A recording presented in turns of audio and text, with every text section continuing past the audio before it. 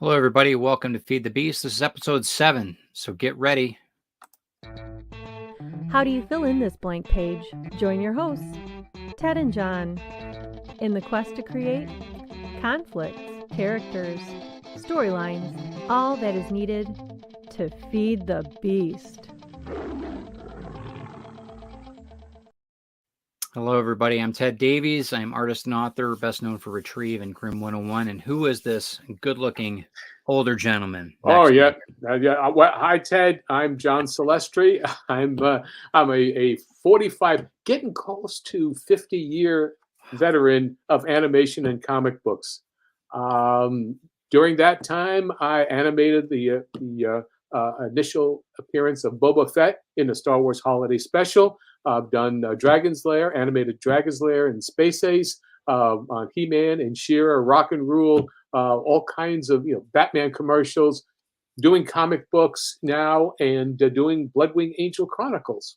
So that's where we Awesome. are. Fantastic career. Affected my childhood in the best way possible. So thank you, good sir. Today we're talking about, it's episode 7, and we're continuing on with the ash can that you've been.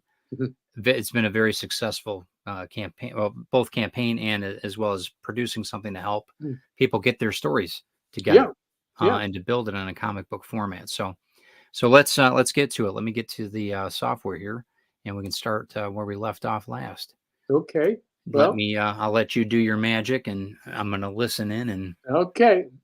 Well, in the last episode, as we began, I've already done all the business of showing thumbnails. And this is basically what this is. You can see my pointer going around it, right? Mm-hmm. Okay. And so let's go to the rough of the page, and which is basically this here. As you note, I've made it at the same size of what the book will be, so that I know what all of the layouts for the the voice, the dialogue balloons, even thought balloons, things of that sort, and just incorporate it into a layout that's done very roughly. Let me pull this up a bit. Sure. And so, as you can see here, you're seeing the setup of the street. It's outside of the club. There's people walking by. Cherry is setting up the sandwich board, and you've got the midnight party special, no cover, and she's flashing a couple of little panties here. And what she's doing is basically sniffing for a type of blood, and she has the special, the scent. She can pick up the scent, which is basically what people do. If you look at it hormonally, that's what happens. Okay. Some people smell right, are attractive, and some people don't. But it's all hormonal. And so this is what's going on. And so, and she's saying, that's an A minus, that's a B plus. And then she goes to bingo, sniff, sniff, bingo. This guy here, a real nice looking guy, There you go. There. Guy who's really attractive, but it's not for it's for the different, not for the right purpose of what you think it is. Right. So anyway, so there she is, hanging on to basically the pole here, and she's doing a little pole dance here, a little attracting thing. And she said, "Hey, handsome," and he goes, "Who? Me?" Now, this is animation. This is basically doing things without explanatory. It's all body language. Right. And you can get this across just with these roughs. I'm not, really working hard on it. I am. I'm thinking about where's the eye contact? What's going on here? And how they are interacting. Again, it's his eyeball. He does his little eye thing. And the eyes just pops. It goes, what? Who, me? And so then we go to where basically she's hooking him, feeding them line, and then bringing him into the club. And so, she's putting him, she's got to get him a little, a little bit of tapping there. Hook, line, and sinker. Hook, line, and sinker. And this is what we have. The dialogue is now a floating, there's a little sing-song, notes saying, yes, you, don't be modest. You give off the most manly scent, like to party. Well, there's one going on inside, and my date stood me up. He says, drinks are free. And he says, if it's free, it's for me, babe. He's there, and he grabs her little butt there as they go through. So but it's all done, so that it's not just standing. There's a lot of body language here. Sure. Okay, so let's go to what this looks like in drawing, in finished. Wow. It's amazing the difference. God, it's just crazy. Even though I've seen it 1,000 times, it's still. You can see this remarkable. Here. I've got a Scottish Highlander, with a kilt walking by. Of course, that's normal, right? Yeah. Yeah. Well, once again, this is a world where everything goes because the world is changed, and so this is all part of the Bloodwing Angel world now. And little things you try and put in here, like just a poster, of someone singing, and it's just implied. Can you see that there? Yep. Oh yeah. Okay. It's just there. I'm not doing anything, fancy, but it's just it's just passing through. So here she is, doing her little show and tell, and these are characters that are just streetwise. Hoodie here, gentleman with with glasses walking by. Now it's the sniff, sniff, sniff, bingo. Played around here again, using the pole as a part of the gutter, so to speak. Yeah. And so here we go with that. Again, it's playing around with this. Now what I did was I blew up each one of the I work in layers in terms of A, B, and C in terms of, just panel levels. So this last one here, so I can draw and blow it up to 11 by might be 3.5 high, and that's how I draw. And then I reduce it. I scan it and reduce each level, and then piece it together. So here you all these very elements. You can see her putting her hand on his chest, and he's really, his eyeballs, his eyebrows, the expression is like, huh, really? Didn't even know it hit him. He's hidden, because you go from who, me, that expression there, to here, and then she's kind of like, she's got her hands on his hair and just bringing him in, hand on his shoulder, and she's saying, well, like to party? Come on, let's go. And then there you go with that. I like the logo on the T-shirt. Very subtle. Well, why not? Why not? Branding, branding 101. But the thing is, you just do something that works for you and is part of and everything. You're having fun doing it. You're creating something. So it's a lot of fun. So, and that's basically what we're going with that. So I'm gonna get to the so now that we've done this, we're going to the next page, and once again we have the setup of the thumbnails, and we have we did that in previous sessions. So now we're going to go to the interior. Now there takes a lot of effort in terms to plan this out so that you can do this. But the thing is, you're just doing elements. I'll just go through this various things here.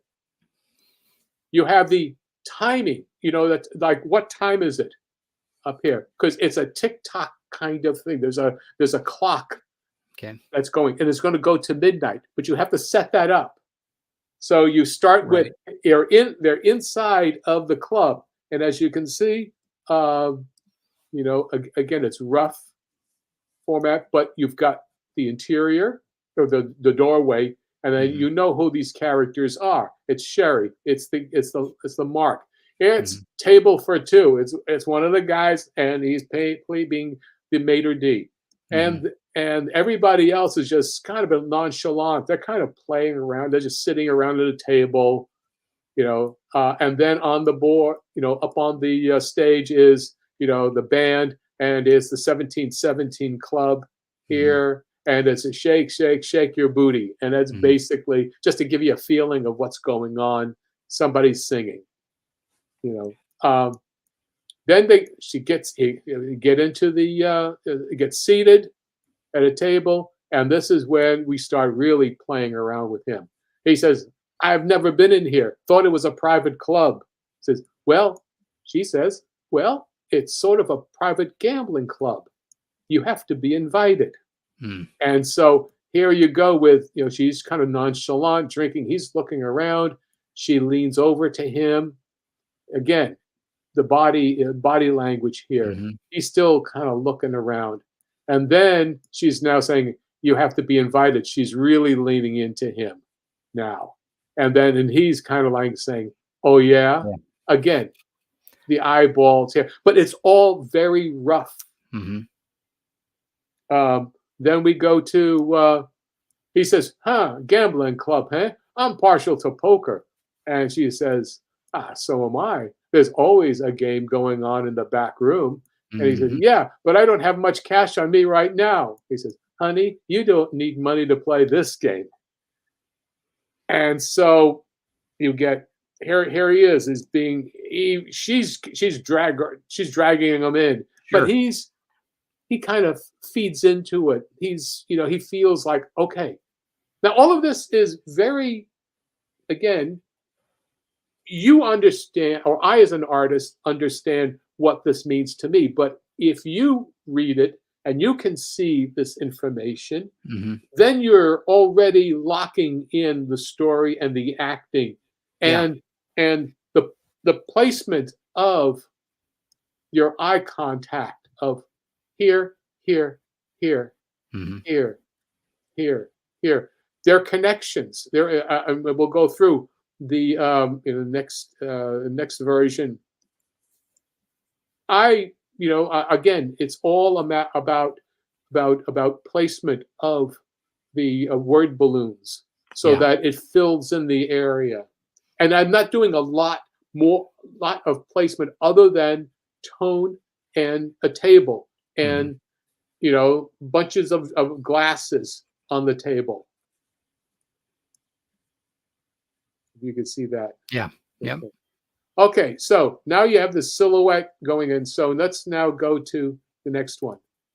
Now we have the page. And that's so now we can have what's going on with the characters was just, and this is now the performance. The other stuff is the walkthrough and the blocking, and now the line art is the performance, presentation of, she's got him, and he's saying table for two, attitude. I haven't done it's all attitude, and then in the foreground.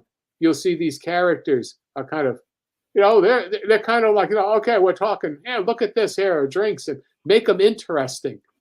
These are all the characters we've already been introduced to.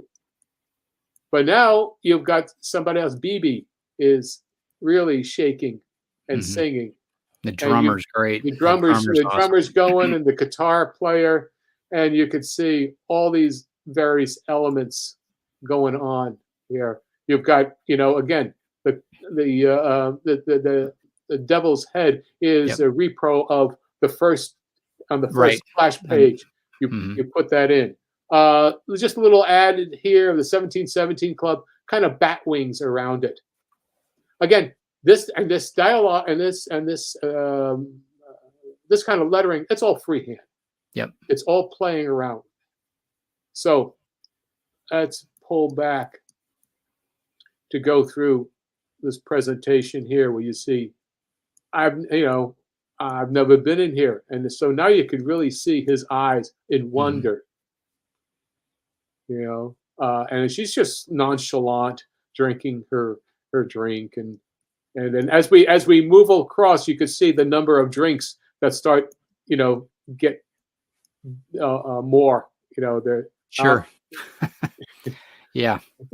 And that's She's the play working them over. She's working them over. Yeah. That's good. Yeah. And it has to, and you can't really, it's all implied by the dialogue and by the placement of props. Yeah. That's the best way to approach it. Otherwise, you'll wind up with getting too much exposition. Yeah, understandable. And so that's the business of that's necessary, and you have to plan that out. It's not. I had all of this in the rough form first. Oh, sure you did. Yeah. And so, but I didn't write it down. You see, that's the whole thing. None of it was written in a script form. It was something that I thought, okay, I'm going to work this. So we go across here, and as you can see, there's even more drinks now. It's all planned. And she's kind of rubbing his belly. I mean, she's leaning up to him, and then she's really nestling in, and he's falling for it. And it has to be in the eyes. Yep. You got that. Yeah. You worked that well. And so here you go with this one, gambling. I'm partial to Pope. He's trying to be cool now. Oh, come on.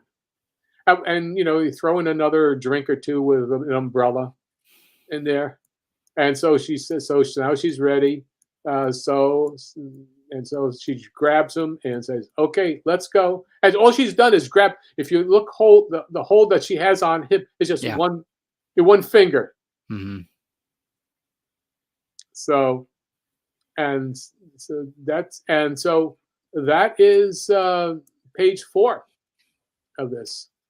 And then you also led with her body. There's only a leg there, so the movement still continuing on, even very subtle, but that's the important thing is you don't have to have. I didn't have to have 5 panels on this page on this level to do this. That's the thing that I'm concerned about is how to make it really economical. Yes, that's a good Make it very economical and compressed. Everything up there. If you note in the previous panel, in the version, I'll put this back up here. You could see here, I had all that room for this particular area. When I bring it in, I fill it with notes because that's the idea is that she's really singing it now. Got it. So, and so here we are with this. We should carry on. Absolutely. We've got we've done 2 pages, and let's see. Let's do this last one because we've got 3 pages total, and sure, I think we're getting into the half-hour mark. Just about there, but okay. Yeah, but I think it's interesting. I think the continuing's good because I think that'll get a format for all of it. It's it's very interesting. It's very interesting.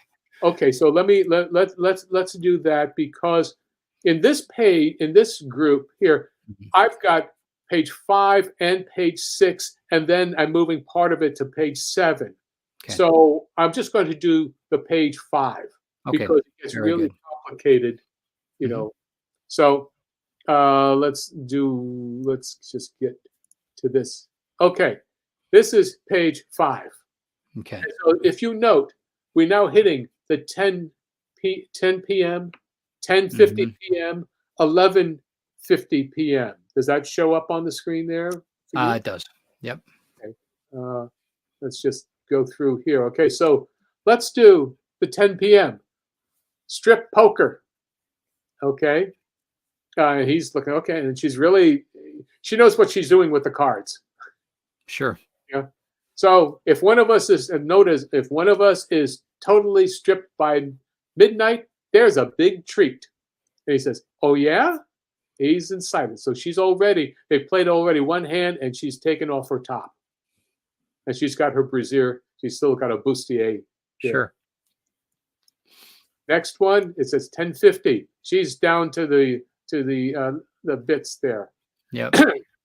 Still got a skirt and everything, but the tops are off. Okay, big boy, show me your pecs. That means that he's won. She's won something. So he's taking his, with pleasure. Hold this for me. Anyway, so now you start seeing a crowd forming up. Time is happening. It's not just they're not by themselves. Right. 11:50. So that's 10 minutes to midnight. You got more people showing up around here. She's grabbing. He's taking off his pants rather. he's down to his pants, and he's down to his BVDs. Yep. And you've got other characters coming in, sure. And you've got the bartender with a very sharp object that looks like behind him. Yes, and there again, this is all really fast sketches. Yeah. And so what you've got is a number of interesting, or tried to make interesting visuals. A lot of subtlety, even though there's a lot of, not in your face, but there is very subtle. Yeah, it works well. There's a balance to it all. Okay, so we'll do the cleaned up version of this. Sure. And this is where we are. Got it. We go back to, again, he's looking. There's a bit more of a silhouette. The way his eyes are. He's looking at her and at what's going to happen. We've got strip poker and again, no backgrounds. There's no need. It's atmospheric. There's right. You don't need to do anything other than have your basic element. Mm-hmm. Same thing for her. This is all happening now. An interesting thing that I'm trying to do is none of these are straight lines. Yes. We're now going through a lot of time. I'm breaking the gutter, breaking the boundary, the borders here, playing around with the fluidity of it. Mm-hmm. Same way here.